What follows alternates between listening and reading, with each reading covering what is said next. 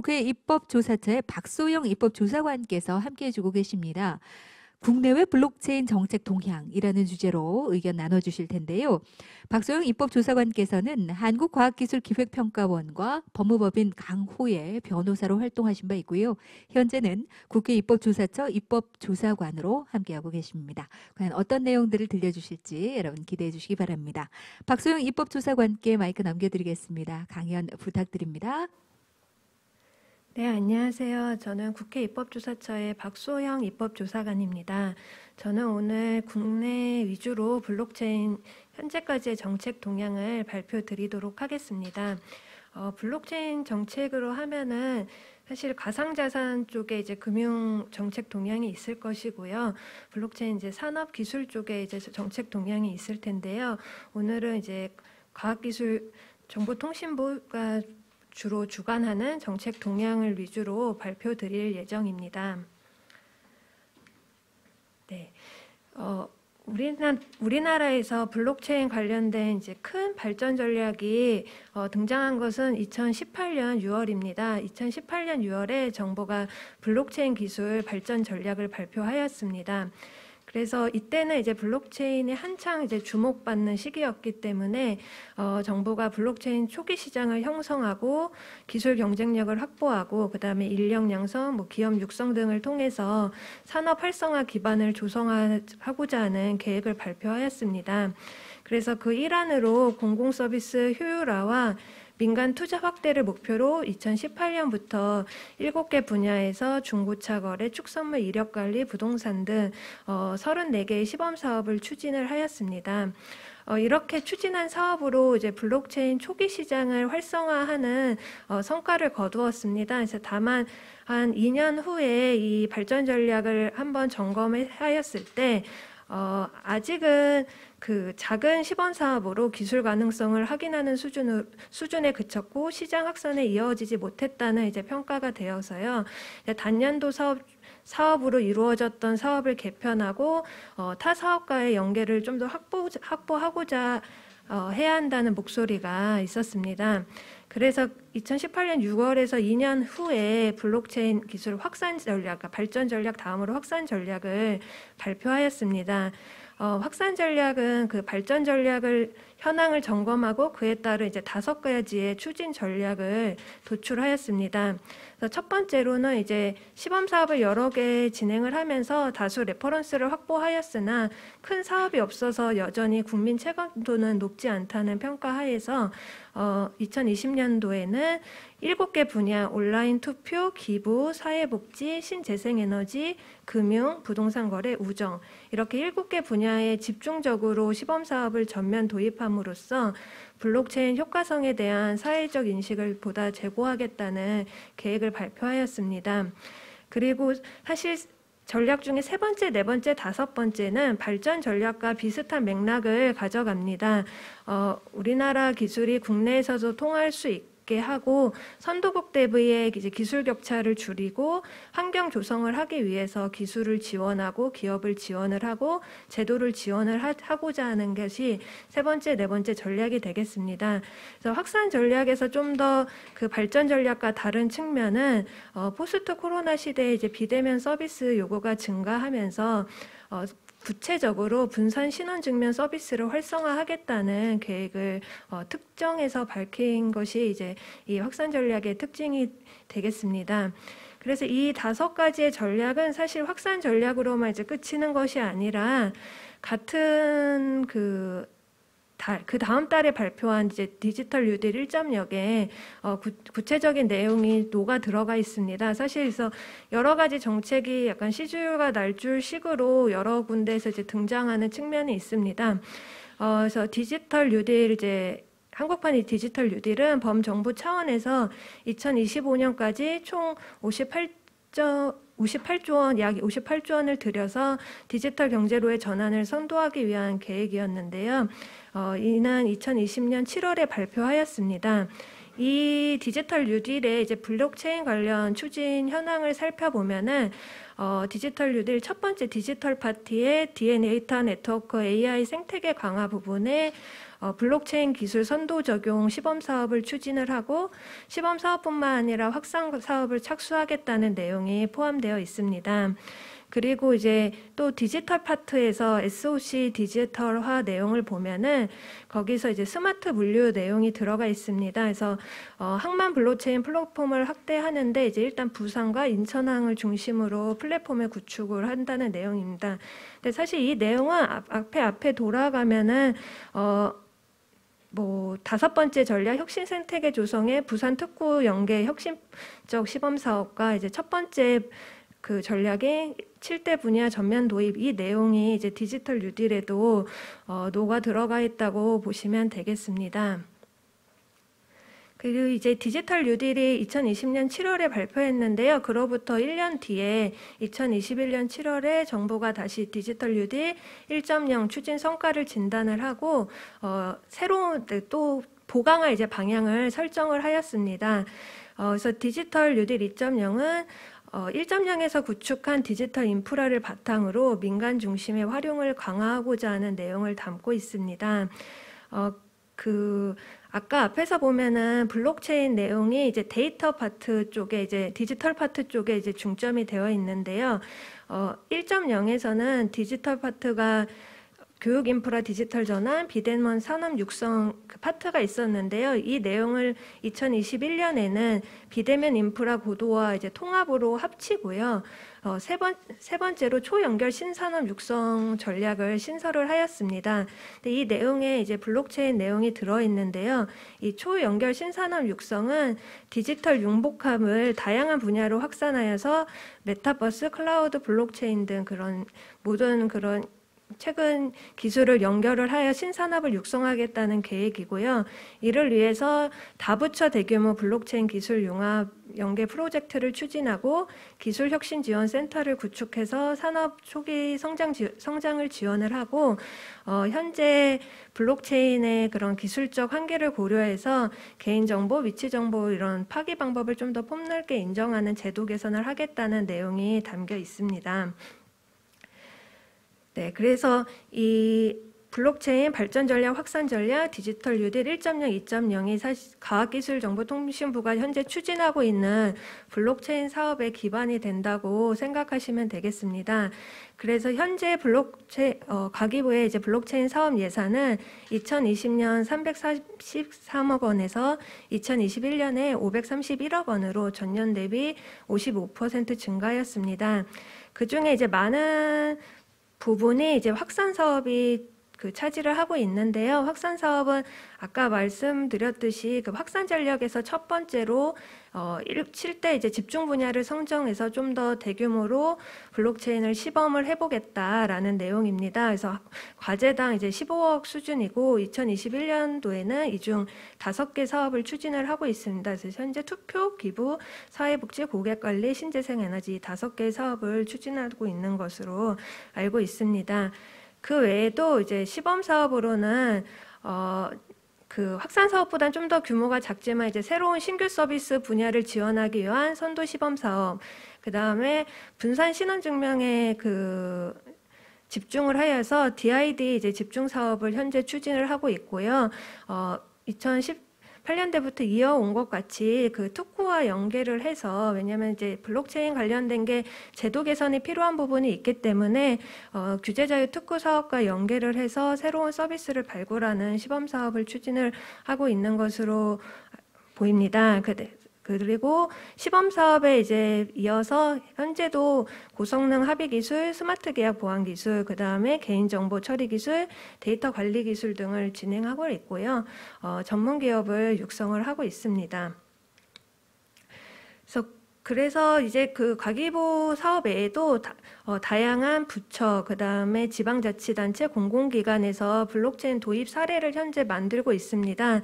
그래서 사회안전망 구축 내용으로는 식품의약품안전처에서 식품안전관리 인증 서비스 플랫폼을 블록체인을 활용해서 만들고 있습니다. 그래서 내용을 살펴보시면은 대부분 식품 관리 식품을 추적하는 내용, 그 다음에 근로계약을 추적하는 내용, 전기차 배터리 재활용의 유통 이력을 추적하는 내용, 탄소 배출권 이력을 추적하는 내용, 인증 서비스를 이제 추적하는 내용, 그러니까 뭔가를 인증하고 이런 서류 같은 거를 추적하는 내용에 현재 블록체인을 공공 부분에서 많이 활용을 하고 있고요. 뒤에서 보면은 또 유사하게 기록을 남기고 민원 서비스, 그러니까 민원 서류를 공유하고 이런 내용으로 블록체인 플랫폼을 활용한 공공 서비스가 이루어지고 있습니다. 전라북도는 좀 더 다르게 이제 블록체인을 이용한 결제 서비스를 현재 활용하는 사례를 시범 사업을 진행을 하고 있습니다. 그래서 이렇게 다양한 이제 공공 부분에서도 블록체인을 활용하고 있는데요. 블록체인을 진흥을 위한 입법이 현재 국회에서도 많이 진행을 하고 있습니다. 21대 국회에 지금 발의된 내용을 보면은 4개의 블록체인 진흥과 관련된 입법이 발의되어 있는 상태입니다. 그래서 위에 3가지는 이제 새로운 발의 제정안이고요. 이제 마지막 거는 이제 개정안이 되겠는데요. 4가지의 보시면은 대부분 블록체인을 진흥하고자 하는 목적이 있고요.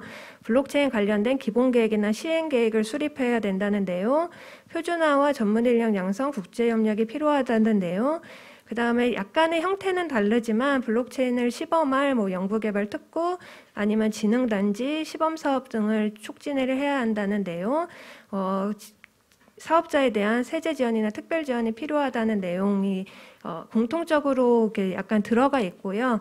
만약에 이 내용이 이제 진행되면 이제 통합안으로 같이 이제 입법이 진행되지 않을까라는 생각이 듭니다.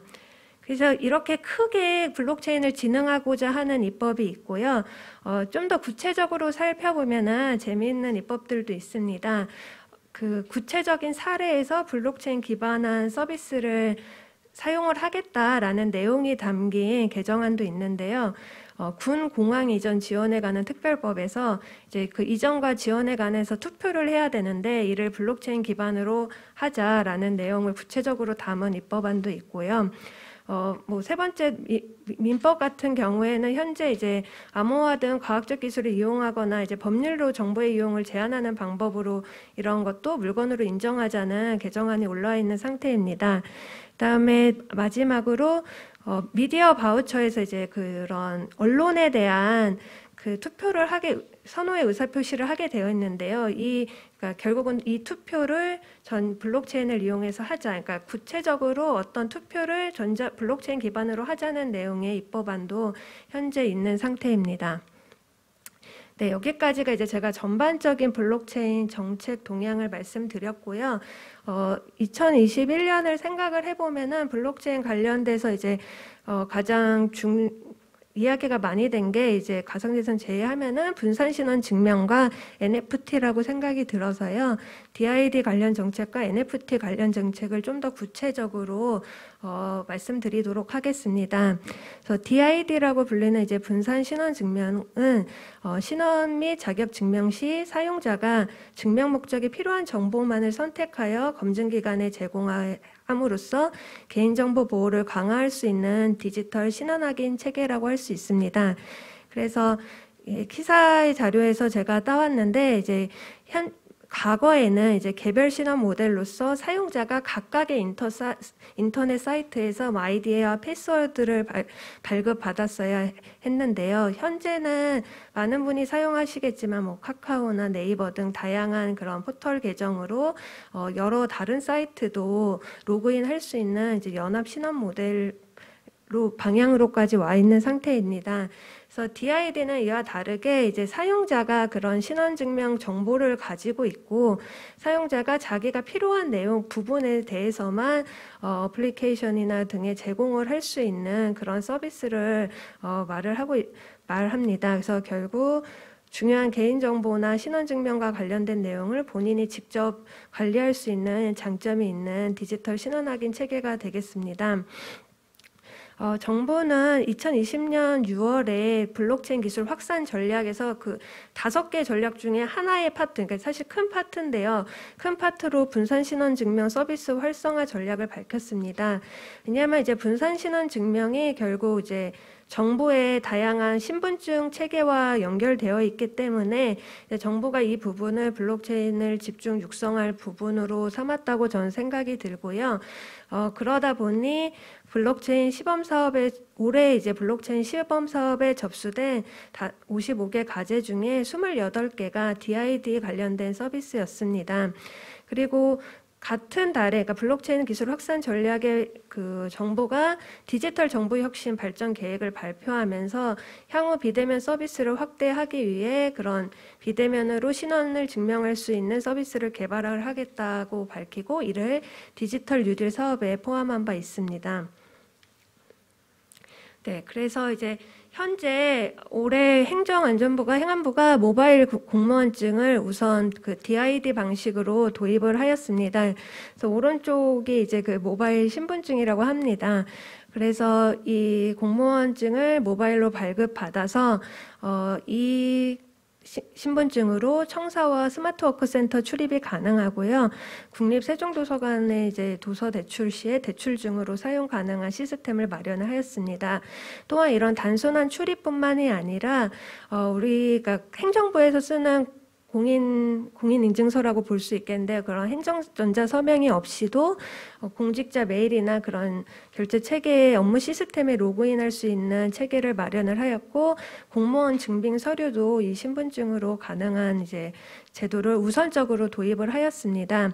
그리고 사실 행안부가 올해에 모바일 운전면허증도 이제 도입을 하겠다고 발표를 하였는데요. 최근에는 이 계획을 약간 이제 미뤄서 2020년 1월에 모바일 운전면허증 시범 사업을 추진을 하고 하반기부터의 이제 전 국민을 대상으로 모바일 운전면허증을 서비스할 예정입니다. 이런 이제 DID 도입은 우리나라만 그런 것은 아니고요. EU 등 다른 국가에서도 많이 논의되고 있습니다. EU는 2014년에, 그러니까 한 7, 8년 전에 이제 그 EU 국가 내에서 이제 통일되게 사용할 수 있는 전자신분증을 만들고 그걸로 이제 신원을 확인을 하자라는 법안을 시행을 하였고요. 이 시행 후에 이제 단계적으로 관련된 정책이 추진되었는데요. 올해 6월에는 이제 단일 아이디로 개인과 공공 서비스에 접속할 수 있는 디지털 신분증 지갑을 1년 내에 도입할 계획을 발표하였습니다. 그래서 이 지갑을 도입하는 과정에 DID가 사용될 것으로 예상되고 있습니다. 그리고 이제 사실 코로나 시대가 되면서 DID가 더 활발하게 논의되고 있는데요. 현재 각국에서 백신 여권을 도입하였지만 여권의 특성상 이제 다른 나라에 가서도 이제 이 여권이 인정을 받아야 되는데 그런 부분이 어려운 측면이 있어서 국제전기통신연합에서 ITU에서 국제 DID 백신 여권을 이제 국가적으로 연동을 하자 이런 논의가 8월부터 시작되었습니다. 그리고 이제 싱가포르, 호주, 뉴질랜드에서는 사실 2017년 뭐 예전부터 디지털 신분 확인증을 도입을 하자라는 계획을 발표하고 시행을 하고 있고 이후에 뭐 다양한 국가에서도 현재 디지털 신분증을 운영을 하고 있는데요. 이 모든 신분증이 아직까지 모두 다 DID로 구축되어 있는 것 같진 않지만 이제 향후적으로는 대부분 이제 DID 방식으로 도입할 것으로 예상이 됩니다. 그래서 이제 블록체인 아까 기술 확산 전략에서 한 파트가 이제 DID 전략 내용이라고 하였는데요. 지금 확산 전략에서 현재 정부가 DID 관련해서 추진하고 있는 구체적인 내용을 살펴보면은 DID가 이제 개인이 신분증을 갖고 있는 건데 이제 각각의 공공마다 다른 DID를 사용을 하면은 국민이 결국 여러 앱을 설치해야 하는 불편함이 있습니다. 그래서 이를 개선하기 위해서 통합 공공 플랫폼 구축 체계를 마련을 하고 있고요. 그 여러 DID 간에 서로 이렇게 이렇게 왔다 갔다 할 수 있도록 하는 DID 통합 해석기와 표준 가이드라인을 현재 추진을 하고 있습니다. 그리고 이제 기존 인증 수단과 이제 DID를 상호 연계해서 이용자의 편의를 도모하는 상호 연동 시스템도 개발하고 있고요. 2025년까지 개발할 예정입니다. 그래서 이 DID 정책은 현재 이렇게 진행이 되고 있고요. NFT 관련 동향을 간단히 말씀드리도록 하겠습니다. 올해 NFT라는 이제 단어를 사실 엄청 많이 들으셨을 거라고 생각을 합니다. NFT는 Non-Fungible Token의 이제 약어로서 각기 고유성을 가지고 있어서 상호 대체가 불가능한 블록체인상 저장된 토큰입니다. 그래서 예전에는 이제 토큰은 이제 우리가 갖고 있는 돈 같은, 그러니까 10,000원짜리가 다 똑같듯이 그 각각의 토큰이 이제 다 같다고 생각을 했는데, 이제 NFT 같은 경우는 토큰마다 고유한 인식값을 부여해서 특정한 자산을 나타냄으로써 동일한 복제가 매우 용이한 디지털 자산에 희소성 가치를 부여하는 수단으로 사용할 수 있어서 그런 디지털 시대의 원본 인증 수단으로서 각광받고 있습니다. 그래서 온라인 디지털 문서나 오프라인 문서를 아니면 디지털화하여서 이거를 이제 토큰이랑 묶는다고 묶고 난 다음에 묶으면은 그 토큰이 이 디지털 문서 또는 오프라인 문서에 대한 원본을 인증하는 효과를 가져오는 수단이 되고 있습니다. 그래서 NFT의 특성은 개별적으로 어떤 고유성을 지니고 있어서 대체할 수가 없고요. 그 다음에 이게 결국은 블록체인에 올라가기 때문에 소유권 등의 내용이 위조되거나 삭제되기가 어려워서 디지털 자산에 대한 원본 인증서 또는 소유권 증명서로 활용될 수가 있습니다. 그러고 이제 블록체인에 사실 거래 내용이 모두 남기 때문에 우리 이렇게 부동산 등기 같이 이렇게 쭉 떼면 알 수 있듯이 거래 내용 추적이 용이하고 그 문서나 그 디지털 자산을 전체 소유권을 이전시키는 것뿐만이 아니라 여러 구매자에게 부분 소유권을 인정하면서 거래할 수 있어서 거래의 다양성을 넓힐 수 있는 장점이 있습니다. NFT는 2015년 10월에 이더리움 블록체인의 이제 이더리어 프로젝트로 시작되어서 2015년 10월에 이더리움 개발자의 데브콘에서 공개되었습니다.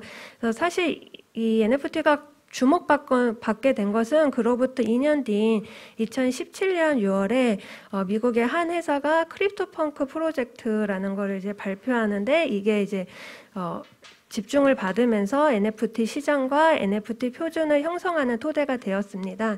그래서 보시면은 크립토펑크 프로젝트가 뭐냐면 이제 오른쪽에서 볼 수 있는 간단한 픽셀 이미지를 이제 여러 개를 일정 한정 개수를 만들어서 이제 라바레스가 여러 이용자에게 주었고요. 그 각각의 NFT가 각각의 이제 그림을 인증하는 수단으로 사용을 하고 있고 그 토큰이 고가에 이제 판매되면서 사람들이 NFT에 주목하기 시작을 했습니다. 그래서 2018년 6월에 NFT에 대한 표준안이 최종 채택이 되고 NFT가 활성화되었는데요. 그 NFT에 관련된 1일 거래액을 살펴보면은 보시면 오른쪽에서 이제 두 번째부터가 2021년 1월인데요. 2021년에 거래액이 엄청 증가한 것을 볼 수 있습니다. 그 전에는 사실 거래가 거의 없었다고 볼 수가 있고요. 그리고 현재 NFT가 어디서 가장 많이 쓰이는지 살펴보면은 아직까지는 수집형, 그러니까 약간 콜렉트하는 형태의 거래량이 가장 많고 거래액도 가장 많습니다. 그 다음에 이제 예술품을 NFT화해서 파는 것이 거래량은 두 번째지만 이게 예술품이다 보니 거래액은 두 번째를 차지를 하고 있습니다. 그래서 올해 2021년에 NFT의 거래액이 이렇게 많이 커지면서 NFT에 관련된 정책이 좀 이제 나오고 있습니다. 그래서 아직까지는 NFT 관련 금융 서비스로는 대형은행 중심의 NFT 커스터디 서비스가 대부분인데요. 최근에는 NFT를 이용한 담보대출, 투자 상품 등 다양한 서비스를 제공하려는 노력이 시작되고 있습니다. 그래서 NFT가 원래는 그런 기초자산에 대한 권리를 표상하는, 그러니까 원본을 인증하는 성격이었는데 이게 이제 다양한 금융상품이 이제 발생을 하면서 자본시장법상 증권성 여부, 특권법상 가상자산 여부 검토가 여러 국가에서 진행을 되고 있습니다. 근데 아직 막 픽스된 것은 아닌 거고요. 금융 측면에서 살펴보면은 국제자금 세탁방지기구와 국외 금융당국이 현재는 일반적인 NFT는 그런 현금 같은 이런 돈의 수준이 아니라 특정 자산을 인증하는 수단이기 때문에 가상자산 범주에서 제외한다는 입장을 취하고 있으나 결제나 투자 목적인 경우에는 가상자산으로 볼 수 있다고 이야기하고 있습니다. 유럽 집행위원회도 비슷한데요. NFT는 한정적인 교환 수단이며 쉽게 교환이 어려운 특성이 있다고 보아서 가상자산 범위에서 제외하고 있습니다.